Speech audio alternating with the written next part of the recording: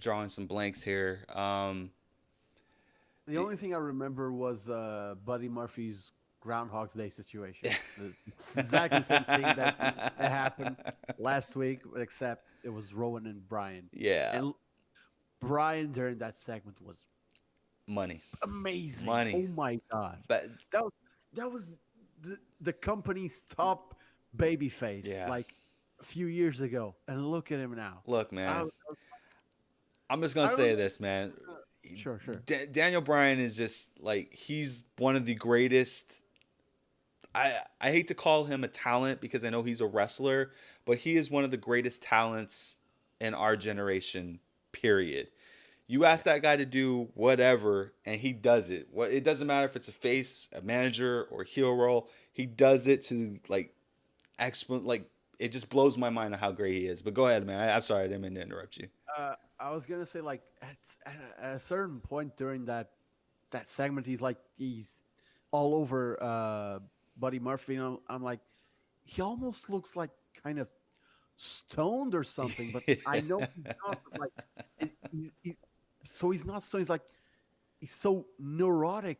Like you can really see his facial expressions are fantastic, Yeah, and you're like it's hard not to believe like he's really feeling what he's saying. yeah. So I'm like, wow. I was like, I couldn't stop watching. I was like, what the hell? I was like kind of sad when it ended. It was like, and they started brawling and stuff, and I'm like, oh, like, dude, I want to hear more of these promos. I Yeah. want to see Brian just staring at the camera like that and delivering like that sort of monotone, and then like driving into some point he's trying to make. I'm like, holy crap, that's what I want.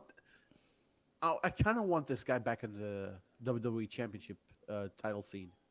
I To be think honest, eventually he'll get there. I think that once Brock becomes champion, which I think that's inevitable, I think that Daniel Bryan will make the play for the belt.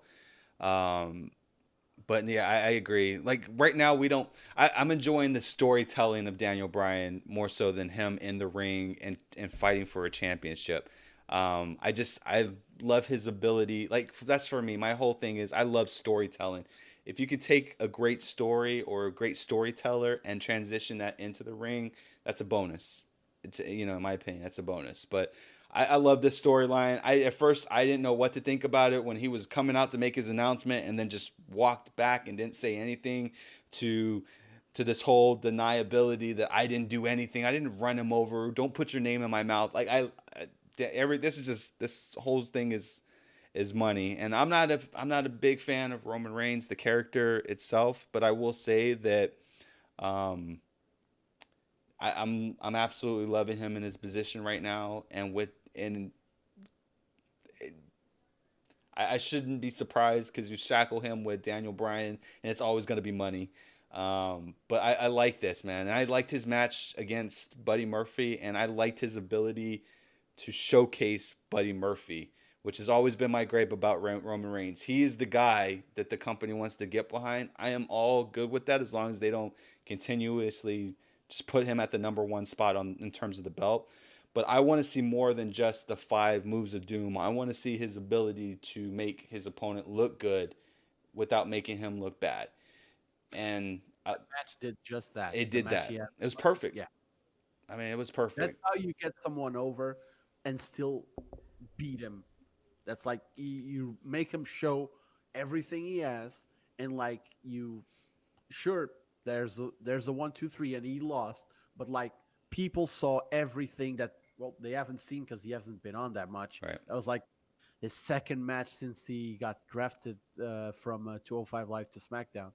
And his match got interrupted on the kickoff on Yeah. SummerSlam. But Which I like thought that was a good spot too. true. Yeah. Uh,